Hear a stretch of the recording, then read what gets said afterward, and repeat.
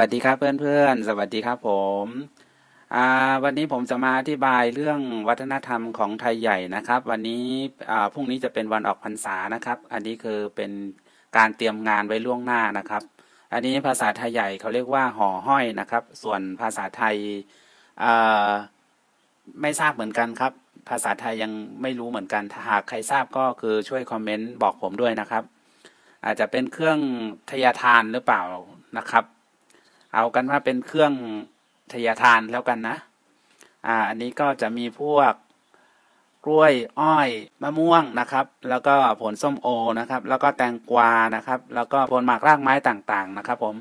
เอามามัดแล้วก็รวมๆกันนะครับทำเป็นพวงเป็นพวงนะครับผมอันนี้คือจะไปถวายที่วัดนะครับเหตุผลเพราะอะไรนะครับผมเพราะว่าที่เอาผลหมากรากไม้ทำเป็นพวงเป็นพวงแล้วไปถวายพระที่วัดเนี่ยก็จะทำให้ผลเพาะปลูกต่างๆจะทำให้ดีขึ้นนะครับปีต่อๆไปก็จะทำให้การเพาะปลูกอุดมสมบูรณ์ครับเป็นความเชื่ออย่างนั้นนะครับผมตรงนี้ส่วนตรงที่บ้านนี้ก็จะมีแบบว่าเป็นเขียงสังอุปุบนะครับเป็นภาษาไทยใหญ่นะฮะแต่ถ้าเป็นภาษาไทยก็เป็นหิ้งพระอุปคุตนะครับพระอุปคุตท่านจะมาโปรดญาติโยมในวันออกพรรษานะครับคือทุกๆบ้านทุกๆหมู่บ้านในรัฐฉานคือจะทำแบบนี้เหมือนกันหมดเลยนะครับเป็นวัฒนธรรมอันเดียวกันหมดเลยนะครับสวยงามมากครับถ้าทำเสร็จแล้วสวยงามมากเลยนะครับผมจะประดับประดาเครื่องดอกไม้บูชาต่างๆแล้วก็จะติดไฟอะไรพวกนี้ครับสวยงามครับผมมีทุกบ้านครับมีทุกหลังคาเรือนครับถ้าจะถึงวันออกพรรษาแล้วก็ต้องเตรียมงานอย่างนี้นะครับผมนี่ก็เป็นประเพณีวัฒนธรรมไทยใหญ่นะครับเป็นวัฒนธรรมอันดีงามสืบต่อกันมาจนชั่วลูกชั่วหลานนะครับนี้ก็ใกล้ทำเสร็จแล้วครับเดี๋ยวทาเสร็จเรียบร้อยแล้วจะให้หลานชายเอาไปแขวนที่วัดนะครับเอาไปแขวนไว้ที่วัดแล้วก็พรุ่งนี้เขาจะไปทำบุญนะครับกรดน้ำทำบุญทำทานพร้อมๆกันที่วัดเลยนะครับผมทำเสร็จเรียบร้อยแล้วนะครับหลานชายกำลังจะเอาไปแขวนที่วัดนะครับแขวนยังไงก็ไปชมได้เลยครับตามหลานชายไปเลยครับผม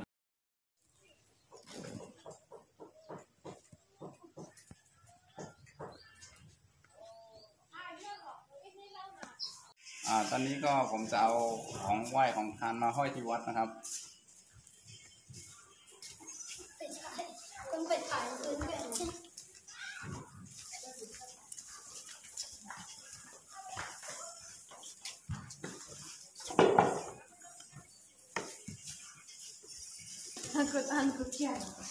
นี่ครับจะมาห้อยที่เสาวัดนะครับ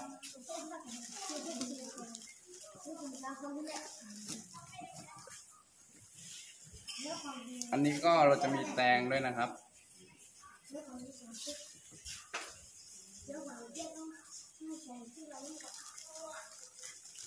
ทุกคนในหมู่บ้านนะครับจะเอาของมาไหว้กันมาห้อยไว้ที่วัดที่เสาวัดต่างๆนะครับแถวในวัดนี่นะครับ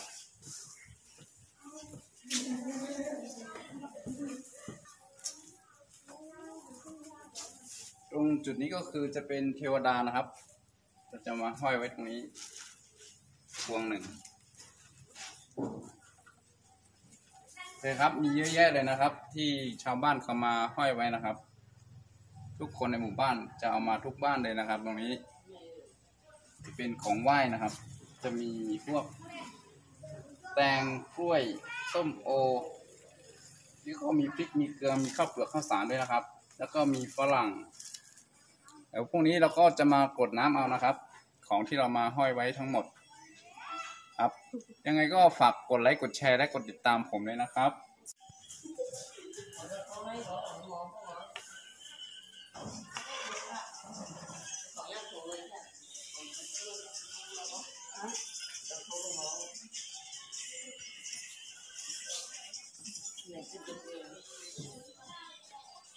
มีกันอะไรตอนที่ไหน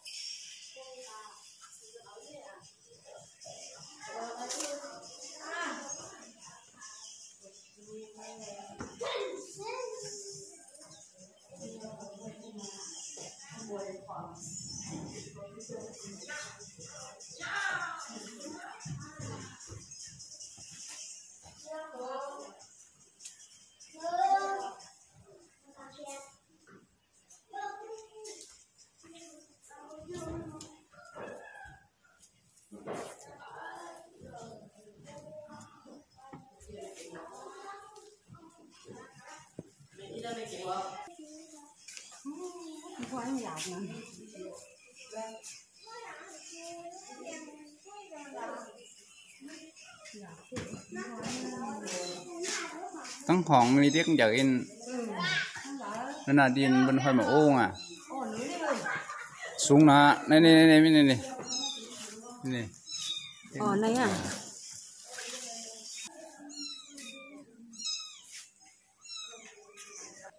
àส่วนตรงนี้ก็หลานชายแขวนเสร็จเรียบร้อยแล้วนะครับตอนนี้กำลังไปอีกที่หนึ่งนะฮะไปที่ในวิหารนะครับผม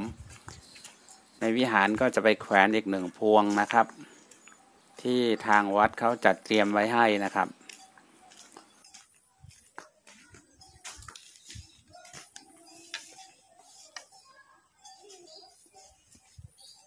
วันนี้ผมก็เหลืออยู่2 พวงนะครับผมจะมาห้อยไว้ในวัดนะครับในวิหารครับ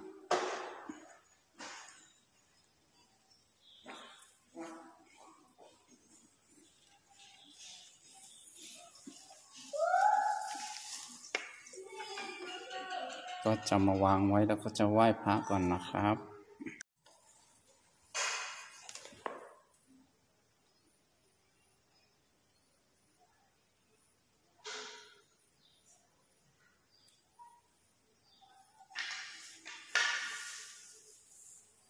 นี่ครับเราเหลืออยู่2 พวงนะครับเราจะมาห้อยไว้ที่ในวิหารนะ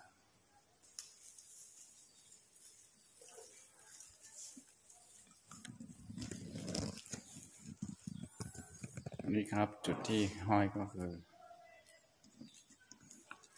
ตรงนี้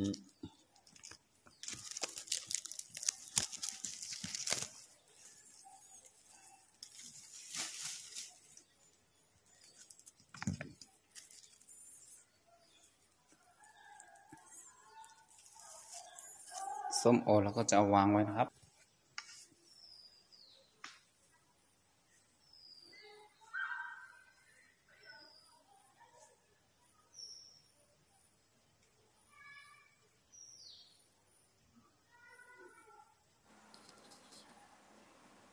ส่วนนี้ก็คือภายในวิหารนะครับจะมีภาพชาดกต่างๆนะครับ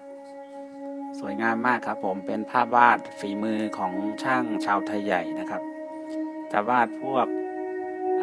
เป็นชาติชาดกครับพระเวสสันดรชาดกครับจะเป็นประวัติของพระเวสสันดรนะครับผมแล้วก็จะมีชาติต่างๆของพระพุทธเจ้านะครับที่พระองค์ทรงเสด็จไปโปรดพระมารดาหรือทรงไปโปรดองคุลิมานหรือทรงเสด็จไปโปรดสัตว์ต่างๆนะครับเยอะแยะไปหมดเลยนะครับผมเต็มผนังวัดเลยนะครับจนไม่มีช่องว่างเลยนะครับมองไปทางไหนก็สวยงามครับเป็นภาพประดับประดาครับผมเป็นภาพที่สวยงามมากครับผมเป็นภาพที่จิตรกรรมของช่างชาวไทยใหญ่วาดไว้นะครับสวยงามครับหาดูได้ยากมากเลยนะครับ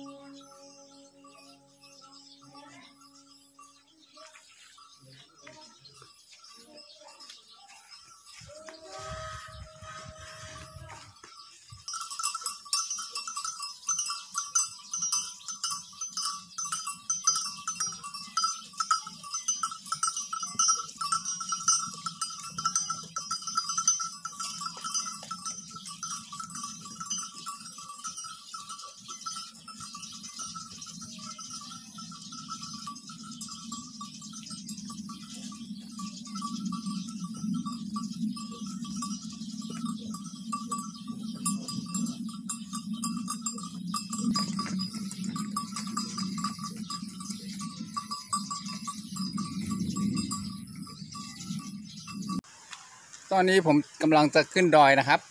ขึ้นดอยไปที่นานะครับก็จะเอา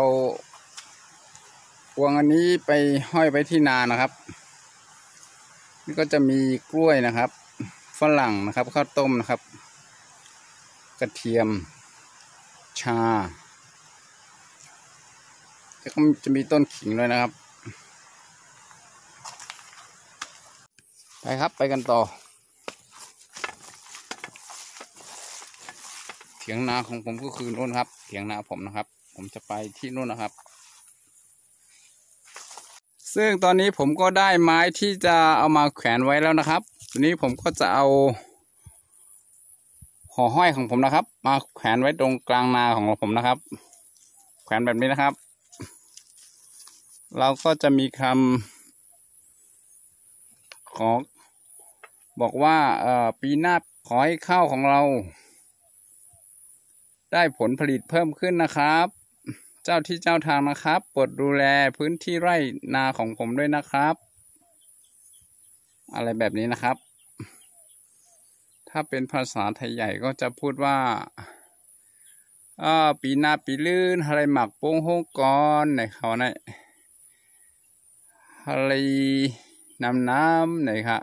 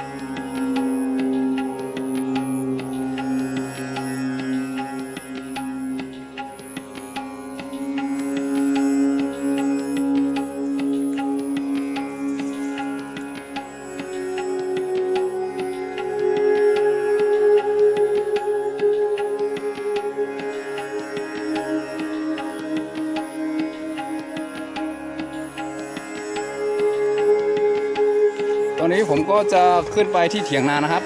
กำลังขึ้นไปนะครับใกล้จะถึงแล้วนะครับ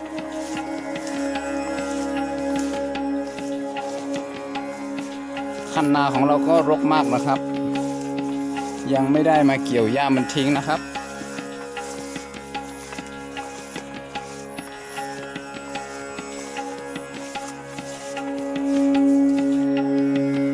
มาดูต้นข้าวกันนะครับว่าต้นข้าวเนี่ยมันใกล้จะออกรวงแล้วนะครับนี่ครับนี่ข้าวมันมาแล้วนะครับมันตั้งท้องแล้ว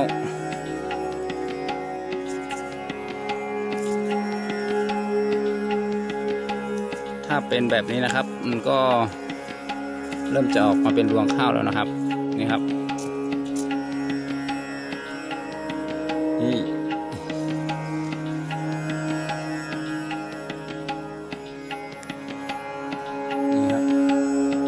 มันจะใหญ่ๆนะครับ อีกประมาณ15 วันมันก็จะออกแล้วนะครับนี่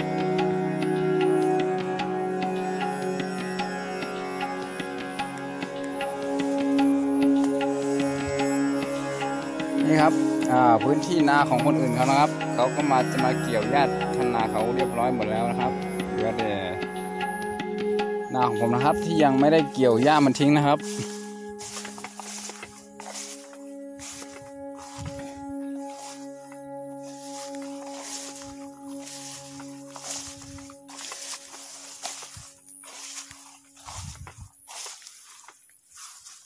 นี่ครับข้าวครับดูครับข้าวที่กำลังจะออกรวงนะครับลำต้นจะเป็นแบบนี้นะครับตอนนี้ผมก็จะมาเอาต้นข้าวนะครับจะเอาไปสักประมาณ9 ต้นเพื่อจะเอาไปห้อยที่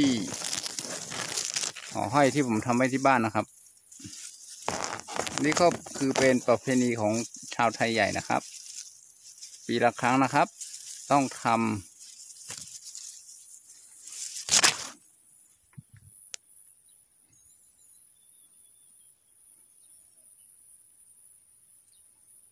วันนี้ผมก็เดินขึ้นมานะครับมาถึงเถียงนาแล้วนะครับผมจะขึ้นไปบนเถียงนาก่อนนะครับเพราะจะไปพักสักหน่อยหนึ่งเพราะว่าเดินทางมามันค่อนข้างจะเหนื่อยนะครับขึ้นดอยมานี่ครับเถียงนาคันนารกมากครับค่อนข้างเดินยากน้ำนาของเราก็แห้งหมดแล้วเพราะว่านี้ก็ยังไม่ได้ไปเอานะครับน้ำป่าอาจจะไหลหลากนะครับฝนตกน้ำก็เลยฝายมันก็เลยอาจจะไหลไปกับน้ำตอนนี้พื้นที่นาทั้งหมดก็จะมีอยู่10 เจ้านะครับจะมี10 เจ้าก็จะชักชวนกันทั้งหมดเพื่อไปเอาน้ำมาตอนนี้ผมมาถึงเถียงนาแล้วครับผมจะขึ้นไปบนเถียงนา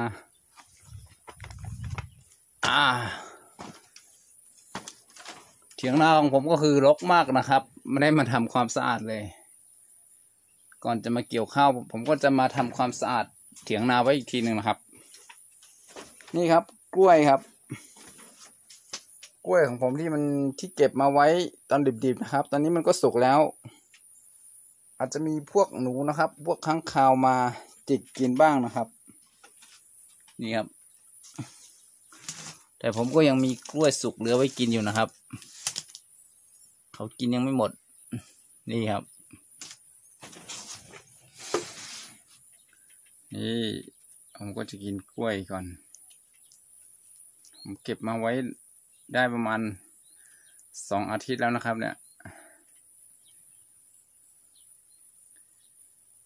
นี่ครับผมก็จะมาเอาต้นข้าวเนี่ยครับ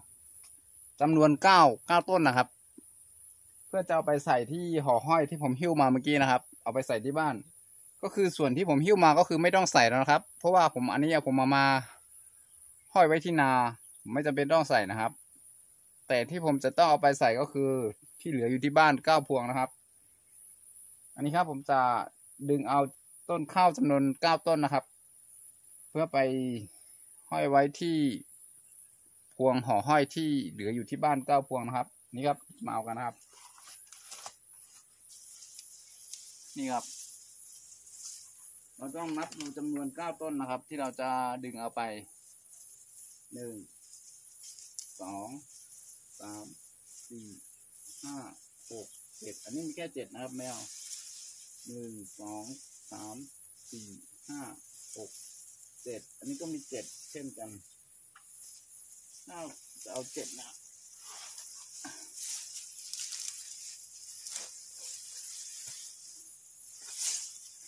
นี่ครับผมจะเอาต้นข้าวนี้ไปนะครับประมาณ9 ต้นครับส่วนดินนี่ก็ผมจะไปล้างออกที่ลำธารนะครับที่ผมข้ามมาอาจจะมีดินติดอยู่จะหนักนะครับ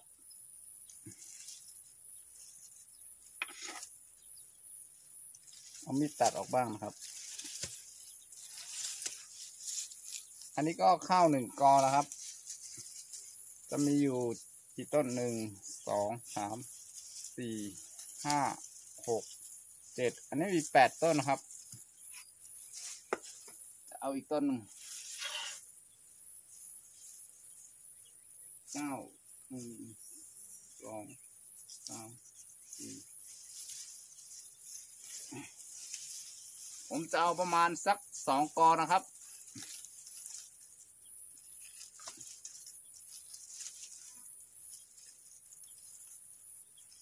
นี่ครับผมก็จะเอาใบแห้งออก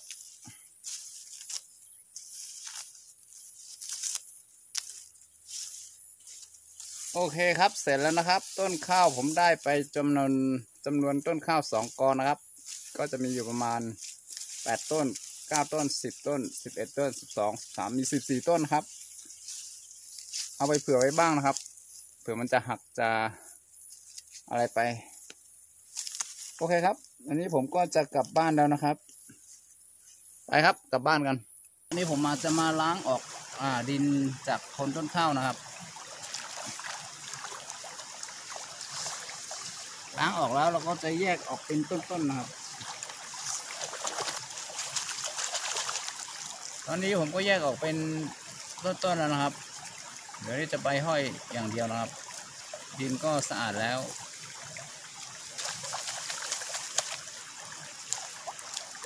โอเคครับดินสะอาดแล้วนะครับผมจะกลับบ้านแล้วครับตรงนี้ไปครับทำไหน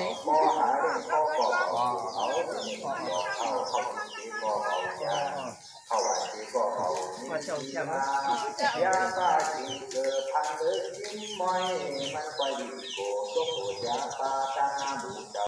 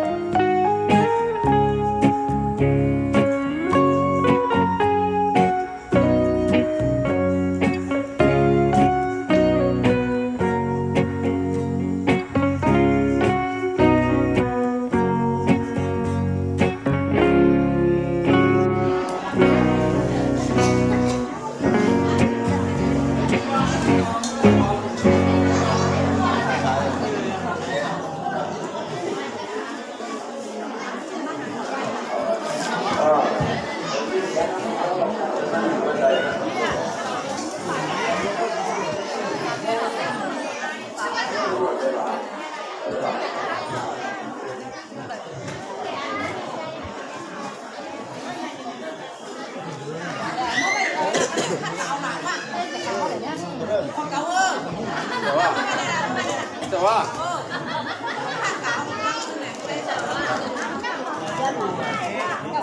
มาแล้วเจียกกันหน่อยใหญ่ขึ้นกันหน่อยบอกให้เป็นนักคนไปได้แค่เ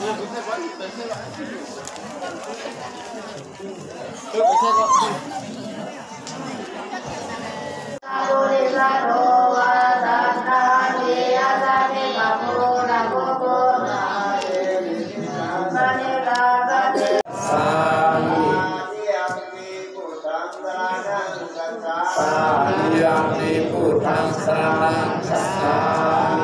ยังมีธรรมังสารังกัสสายังมีสังฆังสารังกัสสา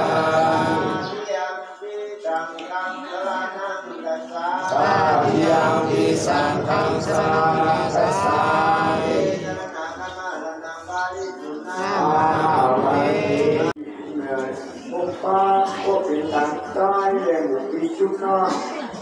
อยู่ใต้ที่เยี่ยมที่ตาสังกัดที่ตาเป็นจุดอันดับอย่างสุดโต่งพระเป็นเจ้าตาเจ้าสังกัดดวงเจ้าผู้ก็คงพ้นข้าสาธุอาลาภาษาพยากรรมวาสีกรรมมโนกรรมนังกาตุเนโสวาสยันนาคาสาอะไรจนถึงปรมาดุริยาตาติยาของหนึ่งสอง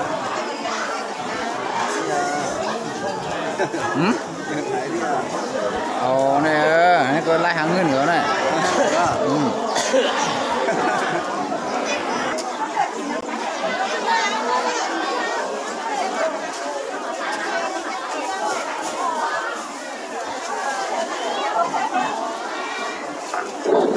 เอาเบอร์มินิเนี่ยไม่ก็โกงเลย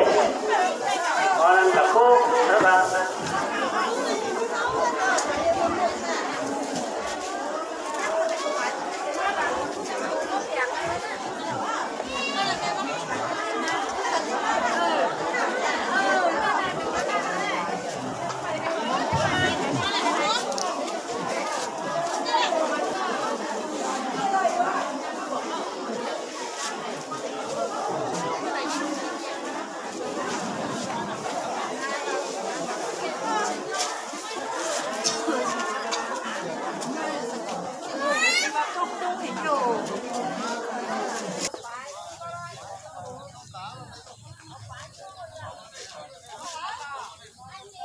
ประเพณีวัฒนธรรมงานออกพรรษาของชาวไทยใหญ่ก็จบลงแล้วนะครับสำหรับปีพ.ศ. 2565 ครับผมคณะศรัทธาจากในหมู่บ้านต่างๆก็กำลังแยกย้ายกันกลับบ้านนะครับส่วนที่เหลือก็คือกำลังตั้งเสาธงครับเป็นเสาธงตรงใจครับผม